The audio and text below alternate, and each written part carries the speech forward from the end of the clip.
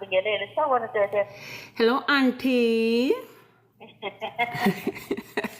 Alright, ma Andiza. Ngikhona sithandwa sami, ngikukhumbulile thina sise KZN. But ngiyazi ukuthi uma ungekho uthando luba stronger next week, right, Auntie? Yeah, ukuba besethele kuzoze bawenza lapha siye Jacob uhambe nathi siye bahostela manje kude. Next time. Nje bram ubashile.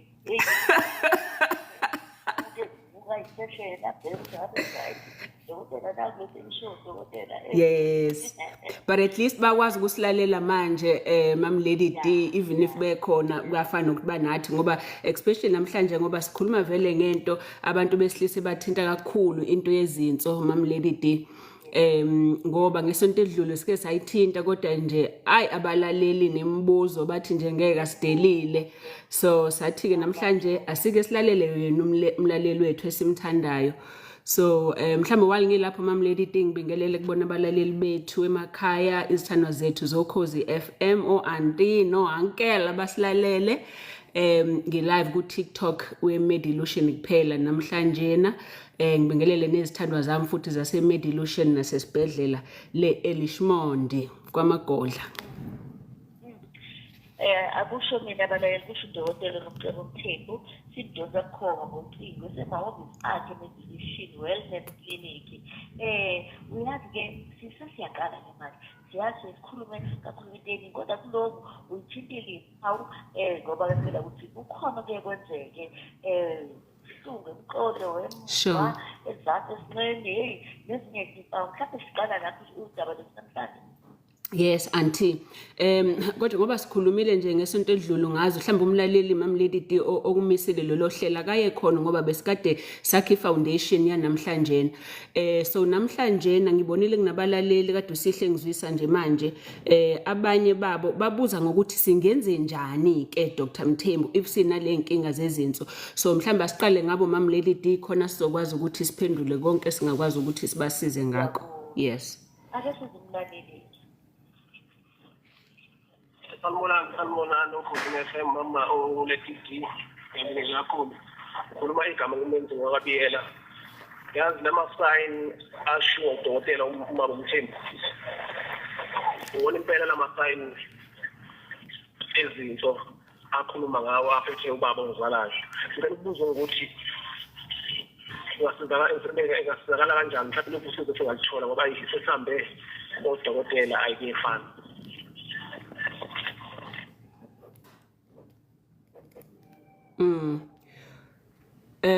Okay, Auntie. Auntie?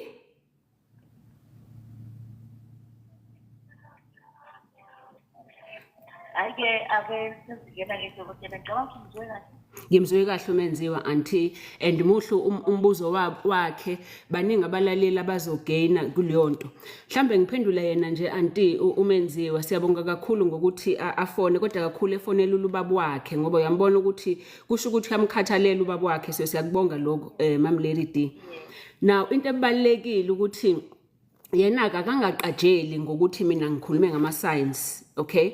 Into ebalekile ukuthi uhambe uzitest izinso ngoba baningi abantu Mam Lady D abathi nginenkinga yezinso umbuzo ukuthi usika waya kadokotela wa test udokotela ukutshelile nathi hayi ngiyezwa nje ngizwa ngeenhlungu. So into ebalekile Mam Lady D ngoba ungathola ngempela izona kanti akusizona nje izinso kuphela sezinenkinga enkulu ngaphezulu kwaloku wena okuzwayo ngoba by the time wena usuzizwa inhlungu Mam Lady D ezihambisana nezinso sometimes suke lezo zinto mhlambe sezine infection thizeni or kunetshe or zivuvukele kanti siyazi so dokotela ukuthi esikhathini esiningi if izinto ziphelelwa ukusebenza kwazo ifunction zijwayela ukuthi zishrink zibe encane. Alright, so ngesikhathi wena suza ubhlungu ungathola ukuthi mhlambe khona into emilile kona zinokuvuvukala more than zishrinkile. Alright, so ngendlela engizomphendula ngawo umenziwa Mam Lady D ngifuna nomunye umlaleli ekhaya ekwazi ukunderstand futhi ngizohlukanisa ngama stage ngoba ngeke ngakhuluma ngesonto edlule ngama stage ezinso. Okay, Now, if ngithi kwena mlaleli ekhaya checka, yini ofanele uyichecke? Number 1, umchamo. Khumbula ukuthi yebo wena ungawubona ukuthi umchamo unegwebu, ngoba ngithe if ukuthi umchamo wakho unegwebu, kodwa yeka dokotela akuchecke ngoba kunento ema-protein esaziyo thina ukuthi kumele ngabe awaphumi nomchamo unless ukuthi izinso ziyavuza, sezivuza i-protein, ngoba kumele ngabe leyo nto izinso iyazivikela ukuthi lihlale ngaphakathi. So udokotela wakho uzobona ukuthi hawu njengoba lo mchamo sune-protein, into kumele ngabe ihleli ngaphakathi, kusho ukuthi izinto zalo muntu ziyavuza, kusho ukuthi izinto zinenkinga. Alright, then si-check igazi. Also si-checka kakhulukazi-ke kwigazi kunento ekuthiwa i-creatinine, sikhulumile ngayo ngesonto elidlule, ngoba i-creatinine ngithe i-creatinine ile compound le umzimba wakho uyiklina ngezinso kuphela, kodwa if sisiyathola ukuthi sigcwele egazini ayiphumile nomchamo wakho, sisiyazi izinso siziyafela nokukhipha udoto omningi. Udoto kumele ngabe usuphumile usuhlezi ngaphakathi, okay? Iyona ne-urea ke leyo, okay? So udokotela ngiyazi baningi abantu abanenkinga yezinso Mam Lady D abafike bathi udokotela uthe i-GFR Mam Lady D test esiyenzayo yokucheck ukuthi izinso zakho zikwazi ukusebenza amanzi amangakanani. Alright, mingithi amanzi ngisho igazi. Alright, now normally Mam Lady D i-minute ne-minute ngeke ngakusho lokho kancane usinto edlule, i-minute ne-minute kumele izinso zakho zikline almost half wenkomishi yegazi. So uyabona ukuthi inqwabe engakanani leyo ngosuku. If i-minute half wenkomishi, ubona ukuthi amalitha layo aya ku-200 180 liters, okay? So uma izinso zakho zingasakwazi ukuliklina leli gazi ngosuku esili-expectile thina sodokotela, sisiyakala ukuthi hawu seziklina mhlambe kunokuthi ngeminute seziklina ikota yenkomishi, then sesiyazi ukuthi i-rate yakho yehle ngo-half. If kuukuthi sezikwazi ukuklina i-teaspoon njalo njalo, sesitshela lapho ukuthi i-stage sakho sesikuphi. Alright, now asithi kumuntu Mam Lady D ula ko stage 1 and 2, ngikhulumile ngesonto edlule ngako. Stage 1 and 2 Mam Lady D suka izinso zakho kwesinye isikhathi lapho kakhulukazi ku1 awunazo izimpawu, kodwa zisuke sezine stress izinso zakho, mhlawumbe ngandlela ophila ngayo, ama-acid, i-caffeine kakhulu, udla kakhulu inyama ebovu, so izinso zakho seziyasindwa, aziguli kodwa seziyasindwa. So kunabantu abangeke babe nezimpawu lapho Mam Lady D, kodwa if ezoba nezimpawu kakhulukazi uma siko stage 2, if ezoba nezimpawu ngelinye ilanga uzothi mevuka abone ukuthi inyawo zakhe zinokuvuvukala. Alright, abone ukuthi awusengine BP kade nginganayo BP, senginokukhathala nje ngingazazi ukuthi ngikhathazwa yini, ebusuku sengivuka kakhulu ngiyachama. Stage 2 ke loyo ke Mam Lady D. So lapho ke stage 2 kulula ukuthi umphindise emuva Mam Lady D. So kubalekile ukuthi udla ini, ngoba kusuke umzimba wakho ukutshela ukuthi izinto ziyakhala zithi ziyasindwa. Zisindwa yini kakhulu? Into wena oyifakile ngaphakathi kweni. So ekushintsheni ukudla kwakho nendlela odla ngayo Mam Lady D, stage 2 kulula ukuthi ukwazi ukuthi ucorrect, udla ikabishi, spinach, ontufeshe, ama-apula, amajikjolo, into enjalo, ama-veggie nje, ukudla kahle. Again, yehlisa usawoti, wehlise ukudla lokho processed kakhulu, okay? Wehlise inyama ebovu. Alright, even if kule stage ngeke ngithi yeke, but ungayidli kakhulu. Alright, wehlise futhi ama-painkillers. Ngikhulumile ngesonto edlule ngeke ngiwasho namhlanje ngoba sengizoboshwa, okay? Ehlisa ama-painkillers, amaphilisi enhlungu, ngoba ayahamba ashaya izinso, okay? Whether unamathambo ini, kakhulukazi lawa amathambo afika ashaya izinso. So if ukule stage Mam Lady D, bheka lezo zinto lezo, uphuza amanzi, uziklina izinso, zithi nje kuwena ngisiza. Alright, now uma sesingena ku stage 3, lapho ku stage 3 ke Mam Lady D, thina sesithi thina mhlambe izinso zakho seziklina amanzi half, or rather igazi half wale nani thina sili-expectile, kodwa siliklina half. Lo munye half uyapi pho? Kusho ukuthi lo munye half ususele ngaphakathi. Kulo half Mam Lady D osele ngaphakathi kunezinto ezwrong bekumela ngabe ziyaphuma.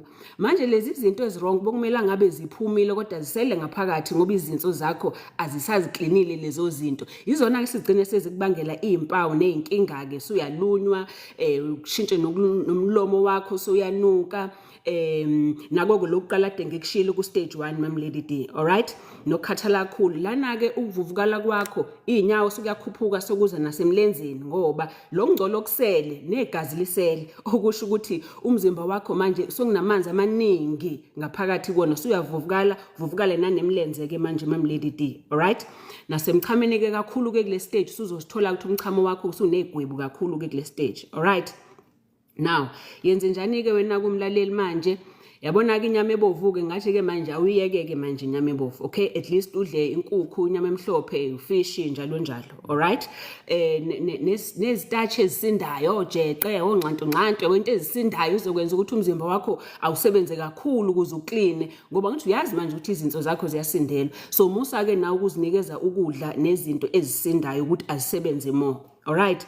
So kule stage ke mama lady ding yazi baningi abantu bethu abathi ngeke ngisebenzise umuthi wesiZulu basobha umuthi wesiZulu ngoba unless umuntu lo yekuyena ezazi izinso nokuthi muthi muni alright kwizinso ngoba imithi eminingi siyixuba neminye imithi uthola umuntu bethi ibhodlela lami uqubeni asho imithi ewu15 nangaphezulu mase usuyibheka wena lemithi ezososayensi uyabona hayi kodwa lo ulwa nalo uma sekufika kwizinso alright but emithini yesiZulu mama lady ikhona esebenzayo but sebenzisa wona wodwa ungadingi ukuthi uxube nomunye ngoba uma usuxuba nalomunye usuyazisindisa ke manje izinso uyalungisa ngapha kodwa futhi uyona kule side elingaleceleni alright now uma sesingena ko stage 4 ke mama lady uyabona ke lapho kushithi nje izinso zakho samselisebenza igazi 15 to 30 mils lapho sezehle kakhulu alright so okusho ukuthi sezihluleka ngempela ke manje uklina odoti ngaphakathi usuyakhathala nawe nodoti laba basele ngaphakathi sebengqondweni usuba nokuthi ungakwazi uconcentrate uyakhohlwa nemood uba mood sile engqondweni manje lokungcola okay suba nephika ilapho umlomo ke futhi la uzwa nawe ngathi unensimbi nje emlomeni uzwa ngathi umlomo wakho undikindiki. But into enkulu enzeka kule stage mama lady umchamo wakho usuyehla ke manje uyakhumbula ukuthi ekuqaleni ngithe uchama kakhulu ebusuku uma sufika kule stage umchamo usuyehla ngoba kwakona lokho sokutshela umzimba wakho ukuthi izinto sezifela nalomchamo omncane ke sokuphuma into encuncuncu ke manje ngaleso sikhathi ke alright now kule stage ke basobha kakhulu futhi ama protein mama lady kodwa kule stage ilapho sokucala khona ke manje ukuthi nokudla okuthize okufana no banana osokufanele ube wary ngabo ubabhasobhe because kule stage umzimba izinso zakho sezisindwa into ekuthiwa ipotassium alright now ipotassium iningi mama lady dinge ngibone nento ezidayisa ezitolo okuthiwa eze-acid kodwa sifakwe ipotassium so if wena unenkinga yezinso sokuyinkinga kuwena ngoba manje su-eda izinso ezihlulayo nesizisinda kuzona izinso so if usufike kule stage basobha into ezifana no banana utamati usiwudle kodwa ungawudli kakhulu ngoba subheke izinto manje ezine-potassium ngoba iyona esuke isi-destroya izinso zakho kodwa mama lady singakusho nje naloku umlaleli ekhaya kuze azi as information kodwa tebalekile uma usufika kulezo stage 4 and 5 mama lady udokotela kuphela manje osengakusiza okay so kudokotela kuphela osengakusiza uma ukuthi usufike kule stage lesi yabona ke sesingene kakhulu impeleni ngicabanga ukuthi abaleli bethu bazosizakala ngicabanga ukuthi isithuba sethu sasivumela mhlawumbe sithole umbuzo wesibili sure ante sanonani nomukhoroza ninjani hayi siyaphila ngibulisha nodokotela lapho ninjani dokotela yaphila hayi mina nginenkinga lana nginenkinga la ngizothi kushisa ilento cancer yamadoda ngithola ukuthi ngi-right ngashisa prostate high blood athola ngi-right attention amakhithi nami anokuphenya abubuhlungu akwazi ukuthola ukulungiselana mina ngithola ukuthi angikahle toilet kuba nje bopheka so kufanele ngizinje kanzimeni so angikwazi ukuthola ukuthi uyiyo lamakhithi or yiyo la into ngathi ngiyayidala ngoba ngijuluka nje isithule iphini ngi-right manje manje ngisikhanjile ngithola ukuthi 30 minutes so angazi yiyo lamakhithi or ngoba ne-8 iphakeme ngoba ngina-53 manje okay all right yeah thanks auntie siyambonga futhi nomlaleli kuningi akushilo auntie are you there yes yeah yes I'm there okay auntie now mhlambe auntie uthe okay, age yakhe una 53, so right ukuthi a-check i-prostate ngoba i-prostate iyakwazi futhi ukuthi kunezi impawu angathi unenkinga yezinso kanti i-prostate. So njengoba na 53 ku-right u-check i-prostate kodwa uthi right, uthi i-BP yakhe i-right anti, kodwa yena uthi unenkinga yezinso ezibuhlungu. Again ngiyaphinda futhi ukuthi esikhathini esiningi abantu abaningi abathi banenkinga yezinso, if kuukuthi sezibuhlungu izinso kusuke kusho ukuthi either zinegciwane thizeni izinso zakho or zinelitshe ama-kidney stones, okay, or zinento emilile kuyona zivuvukele ezinkulu. Alright, ilapho sizikunikeza khona i-pain izinso. Alright, kodwa khumbula mamlady D ngokwe-position yezinso ukuthi zikuphi. Ngikhulumile last week ukuthi zingasemuva ngasemhlanje. Alright, so i-pain ozoyizwa yezinso mamlady D uzoyizwa ingasemaceleni ngemuva kodwa ngasemaceleni lo bamba khona uma kuukuthi uyatshikoza nje umodela. Alright, ingalapho and iyamuva ize ngaphambili ngaseswini nangaphambili ngasesinyeni sakho. Alright, i-pain yezinso ihamba kanjalo ke. Okay, now if kuukuthi pain okay yeah ngokwe-position yezinso ukuthi mamlady D zila ngemuva, so ziba ngemuva la ubambelela khona uma ubambelela eqolo, okay, iside ngapha nangapha. Alright, mase leyo pain iyamuva ize ngaphambili ngaseswini ngasesinyeni sakho. Okay, sometimes if umuntu wesilisa yehle futhi leyo pain iye ngakumazambane akho. Alright,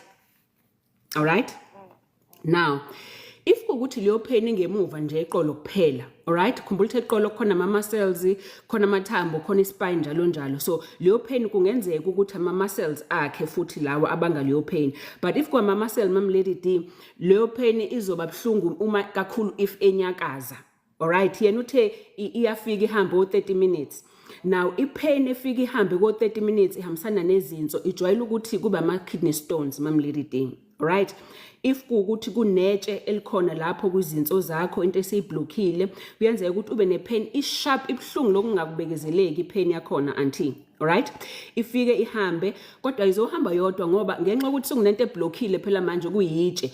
Kukhona izinto umzimba wakho uzobe uzifuna ukuzikhipha ngenhla kunokuthi uzikhiphe ngenzansi ngoba letshe seliblockile ngenzansi. So yini enye ozoyizwa wena kuzothi phalaza uzobe nenhliziyo encane ngoba umzimba uzama ukukhipha izinto somewhere lokungcola manje ngoba liblockile lelitshe. So enye into enkulu ezokwenzeka ukuthi wena uzoba nenhliziyo encane ukuthi phalaza, yebo kube nalezi inhlungu kodwa khumbula itshe into esikayo into ebhlungu. So ungathola ukuthi nomchamo wakho umuchama kungenzeka ukuthi ube negazi. Alright, uma kuukuthi ama-stones ke lawo. Okay, but umzulu umlaleli mamlady D ukhale ngokuthi uyasongelana kakhulu.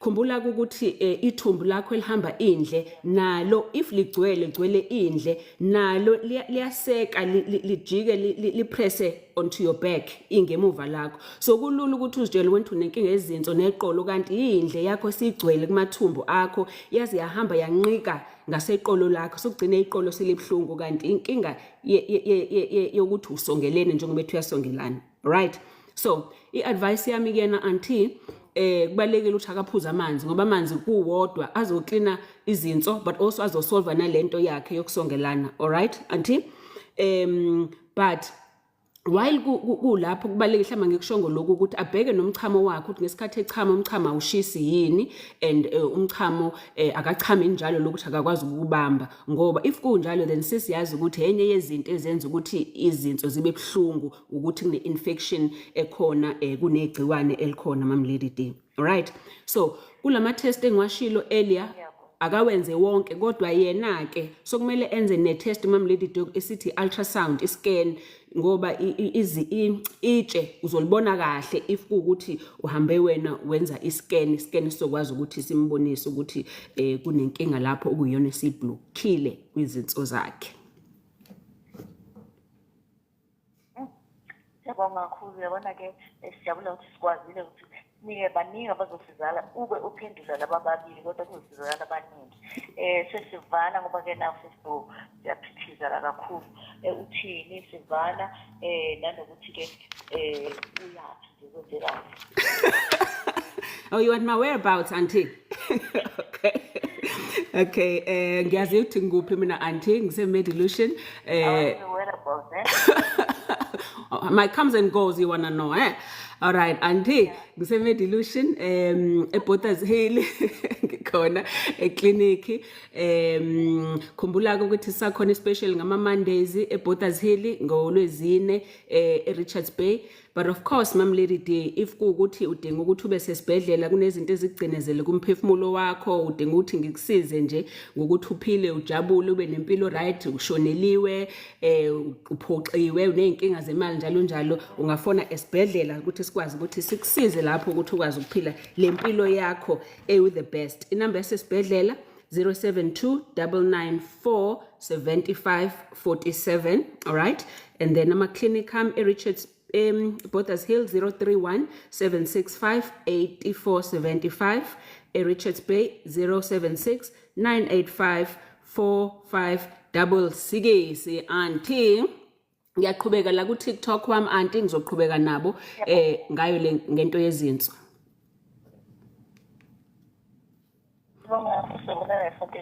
Okay, la vita V.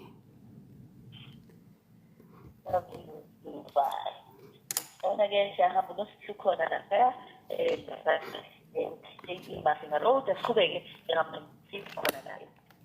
Ukulahlekelwa othandiweyo akulula neze. Okay, sithando zami. Ngilela sengiqhubeka nani ke manje. Izinto zomncwabo zikhokha imali engakaphela amahora ngo-24. Ngiqhubeka nani because ask me anything.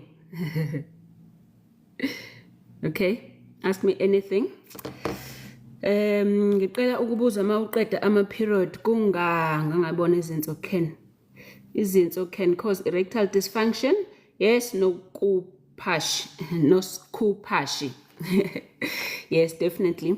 Khumbula ukuthi izinto njengoba zidla ngemuva. Look, any pain will cause an erection or problem nemizwa yakho ekameleni ngoba once you feel I pain, then if feeling yobumnandi is dampened by the pain, so it will definitely affect it. All right, but also khumbula ukuthi your nerves from your head going down your spine imizwa yozodlula la ngemuva ize ngaphambili ukuthi uthole an erection. So definitely if you have kidney problems, definitely it will affect into yomdavazo. All right, so sanazami ngifuna ukuntshela what I give my patients for ilento for our kidneys and the stuff that you can take which is just natural. Okay, I know many people but start ginger and garlic and stuff like that. You have to know which lezo zinto uzithatha as support. All right, yes, ginger is very good. All right, because ginger is an anti-inflammatory. Ehlisa ukuvuvukala ngoba if kukuthi izinto zakho sizibhlungu kusho ukuthi kunokuvuvukala okhona. So garlic, ginger will be very good in that, but you don't have to eat it yimbi uzunuke lo mlomo. All right, ifake in your food. Make sure that in your food you know uyayisebenzisa garlic yakho each time. Ginger also very good. I use it a lot also uma ngenza tea. I've got a kidney tea, so I use it a lot. Ginger is going to help ukwehlisa ukuvuvukala, but also izosiza i-circulation ukuthi igazi malihambe. All right, ngoba khumbula uma sunenkinga yezinso sometimes suke sokune blockage, so ginger is going to help in that regard. So generally what I add ginger, I add turmeric for the curcumin in the turmeric, which is very good, and a little bit of pepper. Right, but you need a pepper for your body and your system to absorb in turmeric and the curcumin element of it. All right, but kulabantu sithando zami okay, I add other things. I add the parsley. Parsley is also very good. I add dandelion. So izinto lezo that are very good. Sometimes stinging nettle.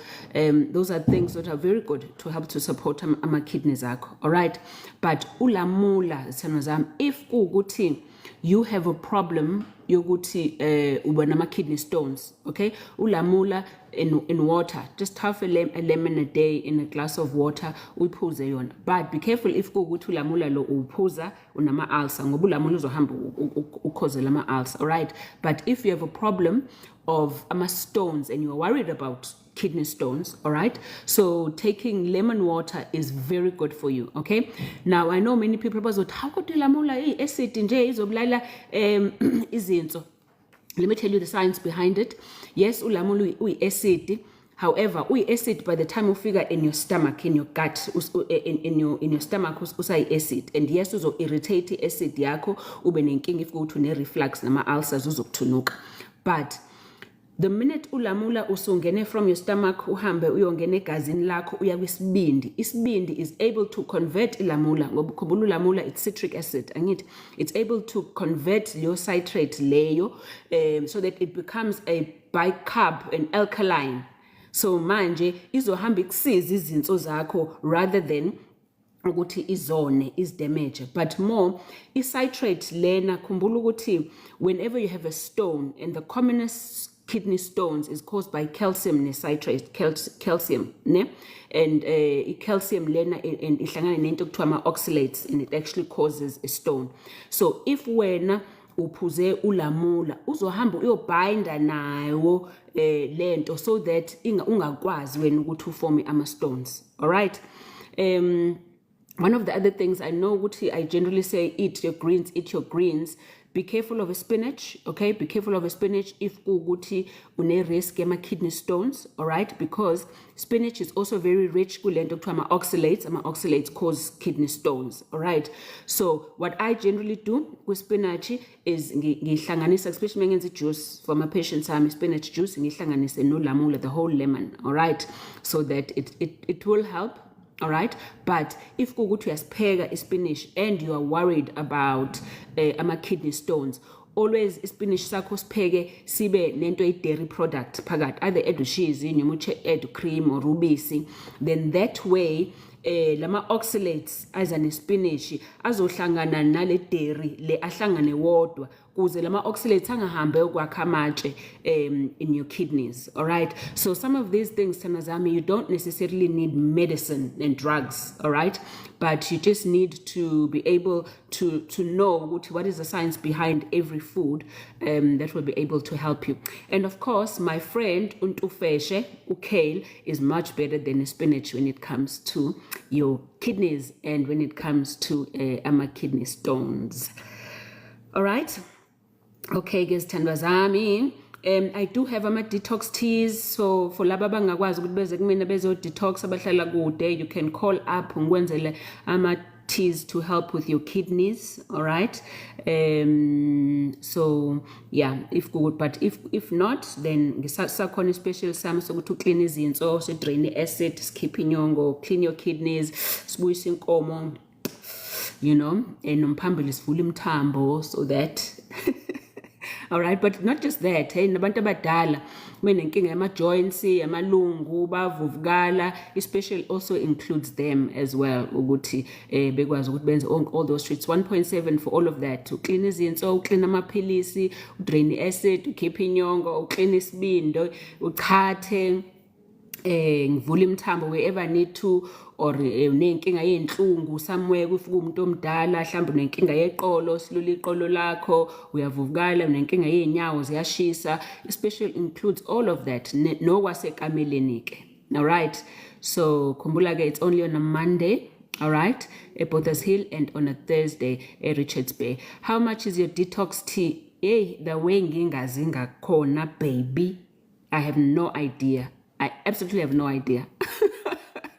But I think it's around 100 Rand. I don't know. I generally don't know much about prices in office in Lam. Also because, I mean, you have to add tax or VAT, so I really don't know. But it's around 100 Rand, you know. All right. Okay, Gestanozami. You have a beautiful, until special, understand ukuthi or until when is it special? Hey, that's the special, ne? Bokumela ngabe it was only for my birthday, okay? Bokumela ngabe sivalile. But my heart broke when isukuphela isonto le birthday yami, and the place was so full and people needed it. So then I just said, okay, I'll extend it. So manje, I'm just extending it. I don't know until when. Until inhliziyo yami icasuke. Ayisheshe ukucasuka ke inhliziyo yami, so it's still open. So for a while, yeah, so it's on this month. Yeah, and also it will probably be on again next month, and then we'll see from there. Uma sengibona ukuthi numbers, you know, people have done enough, then I will stop, you know. Okay, ufuna number again. Which number, baby? Okay, number ye esibhedlela 072 994 75 47. Khumbula ukuthi if you're on medical aid, esibhedlela you don't pay, all right, if you're on medical aid. But if you're paying cash, yeah, you pay per week, it's 33,000 a week. Okay. So, and okay, phone number yase Richards Bay, in number yase Richards Bay 076 985 4566. In Richards Bay, we are just opposite the mall. Yini kuphela mall enkulu Richards Bay, which angazi bizo ngokuthi the Bay yin or whatever. It's a big mall. We are right there. We are right there, but opposite gate 3. So if gate 3 wakhona, the building used to be called Absa Building before. It's now called Lakeview Terrace. Okay, Pennington Lane or something. So ilapho nje moya gate 3 of the mall, kune parking enkulu right there, right in front there kuno Nando's no KFC. So we are upstairs on the 3rd floor, kuleyo building. All right. Okay, ke sithandwa zami, cleaner, if uzo cleaner doctor konje ukubaya ubhuka, huh? Uthini baby? If uzo cleaner konke ukubala uyabhuka. Yeah baby, please, if you have to book, even if you want to see me, you have to book, because I know nje, even if you want to see me this week, I'm fully booked. So rather just book, because bakunikeze isikhathi sakho, and so that now you get there and ubone ngesikhathi sakho. All right. But lalela, I'll never chase you away if you come. All right. So book, it's good, but if you are there, we will never chase you away. Yeah. Uthini ubuyi, isinye sibuhlungu. Okay buyi, isinye is your bladder, baby. All right. So when isinye sakho sibuhlungu, it can either be because of the tract ehamba umchamo, or because of isinye itself, sinongcola, sine infection, awaphuzi enough amanzi, or it can even be coming from your kidneys. Khumbula kidneys, then it comes the ureter, then it comes your bladder, then urethra out. So isinye sakho can even be because mhlawumbe uthi isinye nje, mhlawumbe you're talking about your womb, which is a different thing, okay? Because your womb is lapha wenza khona umdavazi. Yeah, so an infection can generally do that, but it depends. Your womb will generally be painful also around your period or around sex and things like that. All right, kulungile ke zithandwa zami. Okay.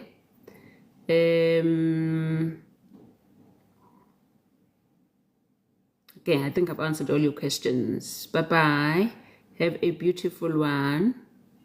Zofika esibhedlela. All right, buyi girl. Looking forward to see you. Uthini ingane amasenda avuvukele una 13. Yalelela at 13 vele ayaqala ukushintsha. There's a difference ukuthi mhlawumbe aseyeba makhulu or avuvukele. If evuvukele, then you just go have it checked out, have an ultrasound yokudokotela ayibheke abhlungu awabhlungu yini. If evuvukele uyayizwa yini ama balls phakathi inhlavu. So all of those things are very important. All right, so have it checked out. But generally at 13 ingane it's part of ukuthomba, then amazambana aqala seya ayavuvukala and nomphambili usuyaphuma as part of puberty. All right, so but just go have it checked out, see Milo. All right. Unjobo, what causes thrush to reoccur? Okay, khumbula ukuthi thrush is caused by what? It's caused by yeast, by fungus. Okay, so meaning your bad bacteria, all right, asekhule kakhulu more than they are supposed to. So meaning there's a good bacteria supposed to protect you from those bad bacteria. Iwona ehlile. So yini angawenza ukuthi ehle lawo? Either you've been taking antibiotics, all right, or mhlawumbe medication oyiphuzayo chronically, or ushukela, ucashile ushukela wakho, having a lot of sugar, and ushukela feeds bacteria that is causing thrush. So you end up having a thrush because of that. Or your immune system is down, that can cause thrush. Or ugqoke underwear engomile kahle uyajuluka kuleyo ndawo umfome, that can cause thrush as well. All right, so but also be careful of izinto sometimes too acidic, izinto acidic that can cause thrush. If you're asthmatic, can you take asthma pump? You know, most of the time those people also get it thrush. Yeah. All right, again, my babies. Last one, Pumza. Home remedies for gallstones. Lalela Pumza, I wouldn't want you to treat it, but I'll tell you how I treat it, okay? Gallstones, ngikhulumile earlier about drinking lemon water every day, all right? And how it's going to help you out, it's going to benefit you to prevent ama-kidney stones, okay? Now, ama-gallstones akho, khumbula ukuthi nawo asuke esho ukuthini? Asuke esho ukuthi inyongo le, when isibindi sakho siyikhipha inyongo, it then stays ibeningi and then it gels up and then it becomes solid and it becomes a gallstone. But most of the time, gallstones are coming from cholesterol. So watch what you're eating. Namafutha, because gallstones are mainly cholesterol stones. Amafutha nje, you know, more than not doti omunye uhambe wanamathela lapha. So what I generally do, kubantu abanenkinga ama-gallstones, of course ngizochatha ngikline system yakho kuqala, ngikline isibindi, ngikline inyongo as well, all right? And then I do something over your liver, but I send you home for a few days and I make you drink a lot of apple juice, okay, pure apple juice for a few days, okay? Uphuze apple juice, uthathe some Epsom salt, some magnesium. It's going to izongisiza ukuthi imbobo ye-gallbladder yakho ikuvuleka so that izokhipha leyo stone. Look, I'm telling you what I do as a doctor, which I'm not sure what you can do on your own at home, but you can try those things, my baby. I'm not advising, but I'm just telling you what I do. Then mase ngiyambuyisa futhi lo muntu ngimchathe, and generally by that time suke siyaphuma i-gallstone yakhe. All right. Okay, I gotta go. Okay, I gotta go. We've come to the end of the road. Okay, we've come to the end of the road. Okay. Okay. Bye bye, niggas. It was good. It was nice. Next time.